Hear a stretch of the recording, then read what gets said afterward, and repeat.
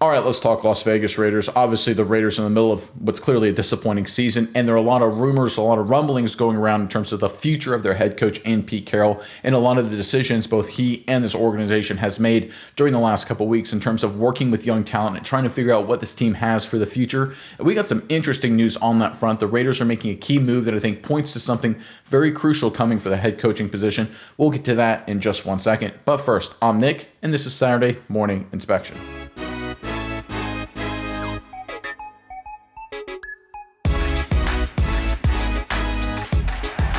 All right, the Raiders came into the 2025 season with a decent amount of optimism. I mean, no one thought they were going to be a Super Bowl contender, but you bring in Pete Carroll to be a stabilizing influence, a guy who's won a ton of football games, whether collegiately, professionally, Super Bowls, national titles, being the playoffs, winning seasons. He's done it all. Veteran guy, been around the block. You bring in Geno Smith, familiar with Carroll. He's won a lot of games for the past few years, very experienced quarterback. And you say, okay, we may not be a championship team, but we should be a solid team. We should get back to, stabilizing this franchise, getting things trending in a good direction. And that, of course, has not happened this season for a number of reasons.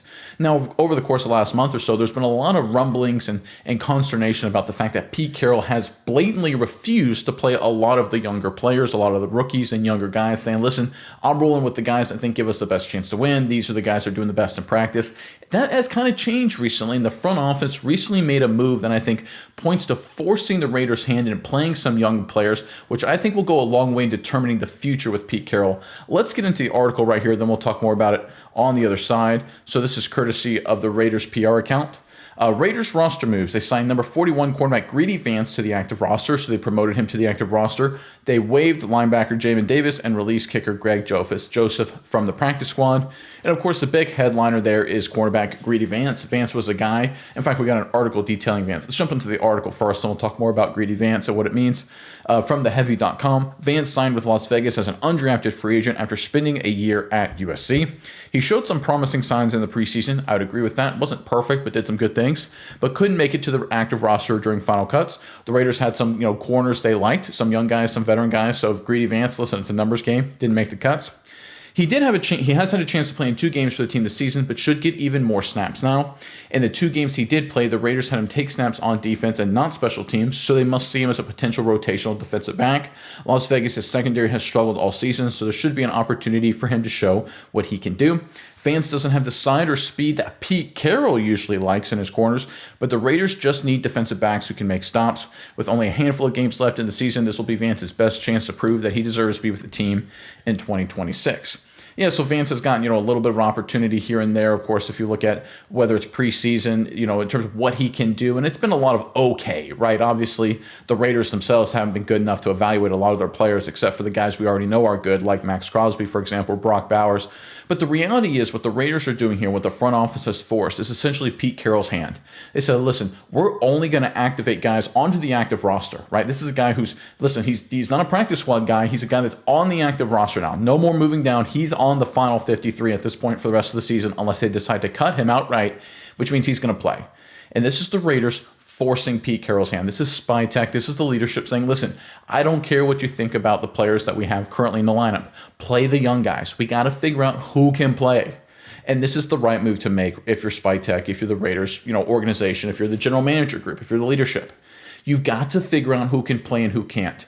They already went down the Antonio Pierce culture building route. And listen, I didn't hate that strategy at the time. The Raiders needed a revamp after Josh McDaniels, right? The Gruden fiasco and how that ended. They had Bisaccia as the interim. They went McDaniels. And then, of course, that didn't work out. So they needed a culture revamp, and they tried to go Antonio Pierce. I still think they left too early. But again, that's the past is the past. But the reality is, at this point, they don't need a culture revamp. That's not the problem. The problem is identifying who can actually play. They've got a severe talent deficiency. It's not a culture deficiency like we've seen in prior years with the Raiders. It's not an X's and O's thing.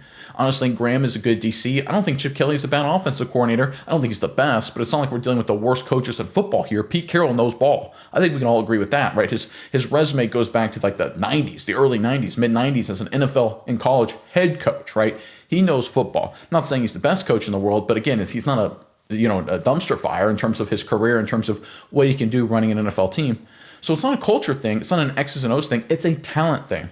And you got to evaluate who on this team actually has talent or the potential to develop into talent the rest of the season. That's what you have to do. That has to be the goal. And that should have been the goal going back about 3 games ago. But the Raiders have you can make an argument even before that. But the Raiders have kind of stopped with that. They said, no. Pete Carroll wanted to play his guys. He famously wasn't bringing in young offensive linemen, wasn't getting young guys a lot of reps. A good rookie class. It was a good draft class on paper. They did good in training camp, good in the preseason, but they weren't getting opportunities. And everyone, myself included, I'm sure a lot of you in Raider Nation felt the same way, wondered what the heck was going on. And right now, I think the Raiders front office they're forcing Pete Carroll's hand. It says, listen, Vance is on the roster. You're going to play him along with other guys. You have no choice. And I think this is a sign. When you start having upper management force the decisions of lower management, which in this case, Pete Carroll just so happens to be lower management, Spy Tech and the GM leadership, the front office is upper management. When that flows downhill in terms of forcing your decisions, that means, in my opinion, that the head coach probably on his way out. Lower management, probably on his way out. And if you look at the odds in terms of the next coach out in the NFL, this is according to Kalshi, who is an interesting platform. I'm a big fan of Kalshi. Some of you guys may have heard of him. Some of you may have heard of Polymarket, very similar, where basically it's just sort of anybody can put money on outcomes one way or the other. They're really good as a predictive mechanism ahead of big events. For example, they're phenomenal at predicting elections just because they're sort of the aggregator of all the information and people put real money on it, right? It's not like Vegas sports books where they set a line and they're trying to get action on one way or the other. Here they're just saying, Kalshi and it's Polymarket the same way, hey, anyone who wants to, whether you want to put $1 or $1 million behind an outcome, and they'll adjust accordingly. And you can see Pete Carroll right now, his odds have skyrocketed over the past couple of days. He's had a high chance to be the next head coach relieved, him and Raheem Morris at Atlanta, with Zach Taylor being a third option there. Also 2-3 guys right there that are probably on their way out, all 3 of them. But Pete Carroll leapfrogging Raheem Morris. You've seen sort of Pete Carroll in blue on the graphic there, kind of jumping around with the green and Morris, but now he's surged ahead of Raheem Morris based on this news, I think primarily. And listen, when upper management comes down and says, lower managers, you're doing what I tell you to do, that's a sign that lower management, they're on the way out the door. And that upper management, in this case the GM, Spy Tech, they're just waiting to run out the clock. And I think that's the right approach right now, because right now the Raiders, they can't hire the replacement to Pete Carroll in December, right? They got to wait till the season runs out before they can run their hiring process and bring in their next head coach. Pete Carroll's done. I think this is a move that has officially decided Pete Carroll's tenure with the Raiders. I think they made their decision, long story short. And again, that's my opinion. When you look at the events and when you look at the betting markets, you look at Kalshi, that's what right now is being said as well. And again, I trust, kind of both elements here. I want corroborating evidence. I don't just want my opinion. I just don't want reports. I don't want just the odds in terms of what Kalshi is saying with people putting their money where their mouth is. I love the corroborating evidence of all 3 points here, and they're all pointing in one direction. The Raiders have made their decision at head coach. Pete Carroll will not be there for very much longer. All right, we got more to talk about today when it comes to the Raiders, but first, Raider Nation, in the comment section below, with Pete Carroll at this point, in my opinion, and I think a lot of people would agree with this, presumably gone after 1 season, who do you want to be the next Raiders head coach, right? If you could pick anybody, obviously within reason, you can't, it can't be Nick Saban, right? It can't be, I'm not saying you'd want Andy Reid, but it can't be Andy Reid or something like that. Be realistic, be reasonable. Who do you want to be the next head coach for the Las Vegas Raiders? Really want to hear from you guys. Really interested what you have to say. Put it in the comment section below. And it's important that this news just isn't by itself in a vacuum. So there's another report that came out after the defeat at the hand of the Chargers, talking about young offensive lineman Caleb Rogers, who actually got a little bit of playing time before this game. This is courtesy of the Las Vegas Review-Journal. They posted on X. The Raiders poured considerable time into the development of Caleb Rogers, who made his NFL debut Sunday against the Chargers and graded out as the team's best offensive lineman. Now, to be totally fair, it's not a high bar to clear, right? Raiders' offensive line, of course, is quite awful. Not to be mean, but that's just where they sit right now. And he played okay. He played solid. Respectable starter level. But again, it happened with his debut this late in the season, guys. We're talking about post-Thanksgiving, a team that the season is clearly lost. This isn't a team remotely close to a playoff team. They're competing potentially to have the number 1 overall pick in the NFL draft, depending on how things shake up. Obviously, we know the Titans and the Saints are below them, but still, you never know how things could end up. Certainly a top 5 kind of pick, top 10 pick yet again. Why aren't you playing the young guys? Why did it wait till the game after Thanksgiving to give this young offensive lineman, a guy who we covered him in the preseason and training camp, doing good things, like what he did? Why are we not, giving more of these guys opportunities, giving them more snaps? It's not like he played 1 million snaps. I think he played 17 total snaps against the Chargers. Feel free to fact check me if I got that number incorrect. But the reality is Pete Carroll has stubbornly refused to do what's necessary for the long-term trajectory of this team. And Spytek and the upper management, they've taken over. They said, no, you're playing the young guys.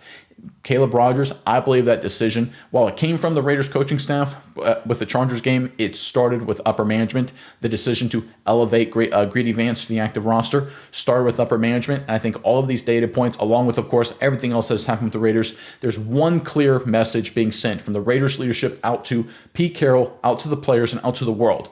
Carroll's not going to be the head coach anymore. Not at the end of the season. He may not make it to the end of the season, depending on if he keeps holding up players. They may release them in terms of being the head coach sooner rather than later. Because right now, Spytek and company, they want to see the young guys on this roster. They want to see what they have, and they are correct in doing so.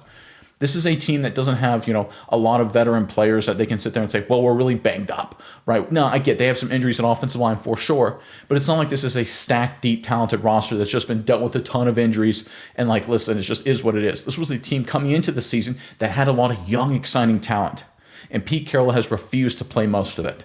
And I think right now the front office is forcing the changes to Carroll, which means he's on his way out for sure at the end of the season. And if he continues to put up roadblocks, they may release him of being the head coach very soon. I think the Raiders front office, they've made their decision. Pete Carroll won't be the head coach in 2026. And at this rate, he may not be head coach for too much longer. I mean, maybe he could be, could be one of those things any day now. We get the news that Pete Carroll is gone, because I think at this point, the leadership, they've made their choice.